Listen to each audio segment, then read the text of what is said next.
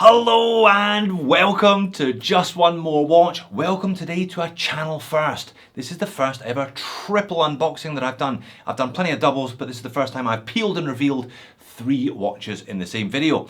I did an Instagram live last week. I'm on Instagram as @JustOneMoreWatch. By the way, I try and do a live video every couple of weeks or so. And I said there had been a bit of an avalanche of arrivals recently.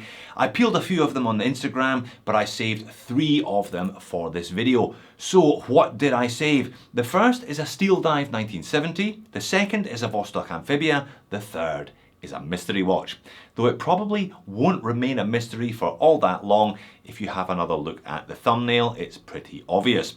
So Steeldive 1970, that's what they call it. You and I would probably know it as a Seiko 6105-8110 homage, aka a Captain Willard. Now, I've had a couple of rather disappointing experiences with the Seiko reissue over the last month or so, so I thought I would go back to basics, and I picked up one of these homages, affordable homages, on the AliExpress 11/11 sale. I've heard nothing but good things about Steeldive, so I'm looking forward to this one. Next up, it's a Vostok Amphibia, just one more Vostok. I hardly need an excuse to add another Amphibia to the collection. What better excuse though than getting Bill Murray's face on the caseback of that particular Amphibia. This is the Amphibia Zissou, the 420526, as worn by Bill Murray when he played the character of Steve Zissou in Wes Anderson's rather quirky 2004 The Life Aquatic with Steve Zissou. Now, I must admit, I tried to watch the film, I only got halfway through it before. I'm going to have to give it another go, probably with a few drinks in me. I think that would be appropriate, but how could anyone resist Bill Murray on their watch? I certainly couldn't. And the third watch, the mystery watch, what is it? Oh, I'm excited even though I know what it is. Let's flip the camera and find out. Triple unboxing, Steeldive, Vostok and mystery watch, which has now been revealed as a mystery Seiko, if you hadn't worked it out from the thumbnail. And I've been a very good boy, I have not been in any of these. Look, the packaging is all entirely still sealed, so I hope I got what I ordered. Let me put the Seiko and the Vostok to one side and bring in the Steeldive. Now, Steeldive 1970, aka Seiko 6105-8110 homage. I have owned 2 of these watches before. I owned a Bomb Frog at the very beginning of the channel, and I owned a Mercure that I bought towards the beginning of last year. I've kind of bought 2, sold 2, but I thought I would mix it up and I would get one of these in green. These Steeldives are about $130 on AliExpress. I'll leave a link in the description of the video. As always, you can get them in black, you can get them in green, you can get them in blue, you can get them in sterile, or you can get them branded as I have with the Steeldive logo. Let's peel it out of this particular little baggie.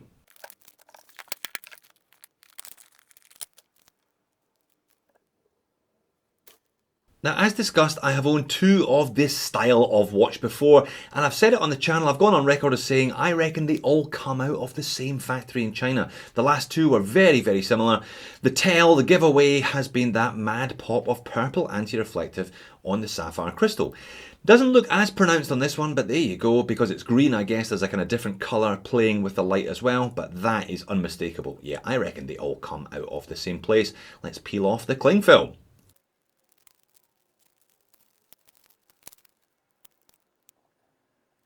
And one little sticker on the case back as well as a bonus. And no great surprises, but then again, I wasn't hoping for any surprises, just a really, really solid watch for the money. I included, and I said any 6105 homage because I felt confident they all came out the same place, in my top 10 divers between 150 and 400 US dollars. It was the kind of $150 option on that day. Such a solid watch when you think about it. Classic shape, classic design, incredibly comfortable. Sapphire crystal, ceramic bezel insert on this one, 200 meters of water resistance, screw down crown. This one comes on a pretty good looking bracelet. We've got solid end links, solid links. I know it comes with a press clasp, that is obvious from the photos, but these are $8 and I've got a couple of them lying around the house. Let's get it sized, let's get one of those upgraded clasps on, let's get the time and date set, and let's get it on wrist. So there it is, sized, set and on my wrist, and while I was adjusting the bracelet I took the time to eradicate the one technical weakness that I knew this watch had before I ordered it.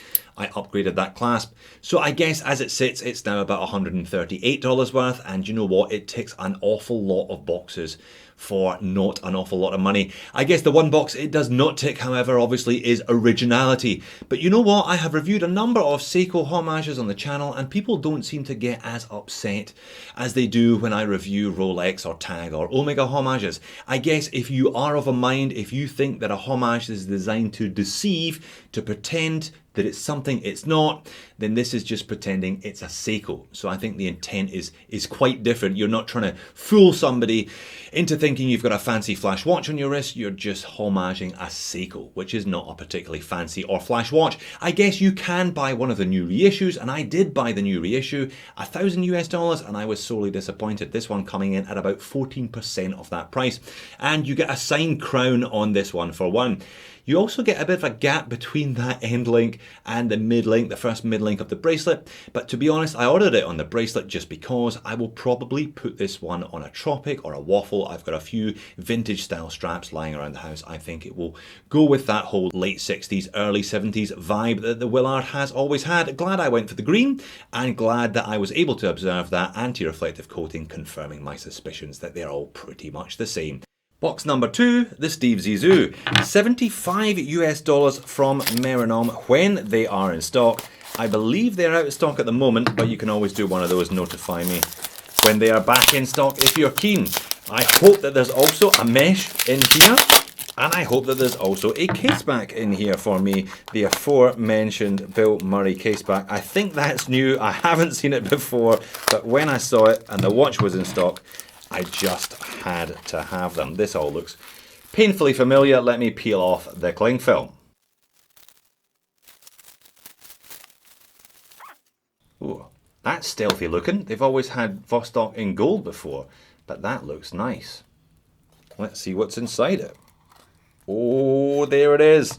So, one mesh bracelet. I always recommend picking up one of these Vostok branded mesh, regardless of which watch you're buying. This one comes on the rubber, and I think the rubber's pretty good. Excuse me, let's peel off some more cling film.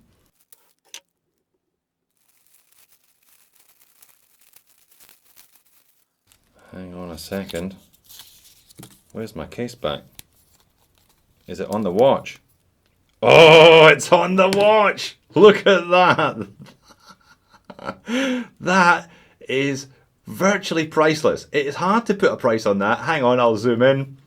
I mean, as I said, I'm not like a massive fan of the movie, but that still thrills me beyond belief. That still thrills me beyond where a $10 caseback for a Vostok Amphibia probably should. That is just epic.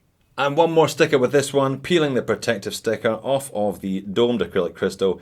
If you haven't already bought yourself a Vostok Amphibia, what are you waiting for? You're probably waiting for one that you like, which may be a long time coming. Alright, I know they're a bit of an acquired taste, these things. You know, this is one of the more reserved examples. There is some debate as to whether he wears the black dial or the blue dial in the movie, I think. You know, because of the lighting they use, because of the cameras and so on, it does vary. But I think the general consensus is it is the black one. I've never actually bought a Vostok on a rubber strap before. Let's have a look at that case back again. Just fantastic. This is all right. This is all right. Let's actually put it on wrist on rubber, and then I will put it on the mesh and we'll try that as well, just for fun. So this is Amphibia number 4 for me. I gave one away, but I've still got 2, and it's actually the second 420 case that I have owned.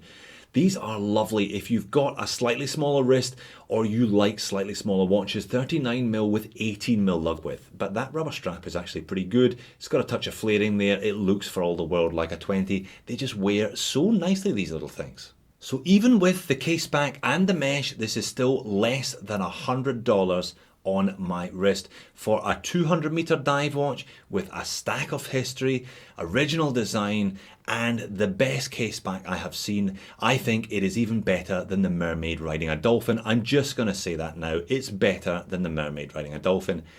Talk about value for money. I am just in awe of the Vostok Amphibia. And there we are. One more quick look at Bill before I move on to the mystery watch. Fantastic. So the mystery watch then, what could it possibly be? Well, it's a Seiko. You saw the thumbnail. You probably know by now. It's a Seiko SKX. Yes, a year after they've been discontinued, I bought another Seiko SKX. But I must admit, this is a bit of a surprise. Made in Japan. Made in Japan. It's the J model. I could have sworn that I ordered the K model. I ordered this 2 Thursdays ago when I was at the peak of that little cold I had. I did have a couple of hot toddies. I must have had one more than I should have though, because I would normally have gone for the cheaper K model, but I must have stumped up the extra cash for the J. Let's peel off these last few stickers, shall we?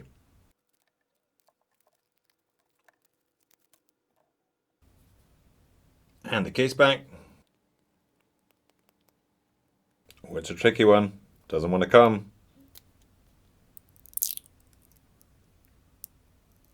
There we go. And just that last little remnant. And we are done.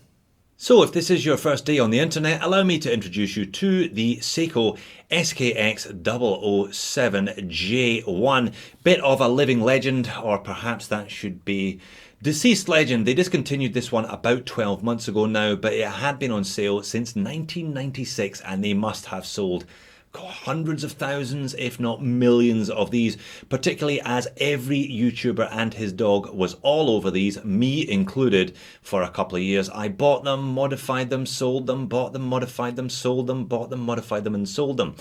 But why did I buy this one? Well, if I told you now, then it would rather render this video null and void. So I'm not going to tell you why I bought it. Suffice to say that I did buy it, and I bought it on the truly awful rubber strap as well, and I did all of that for a reason.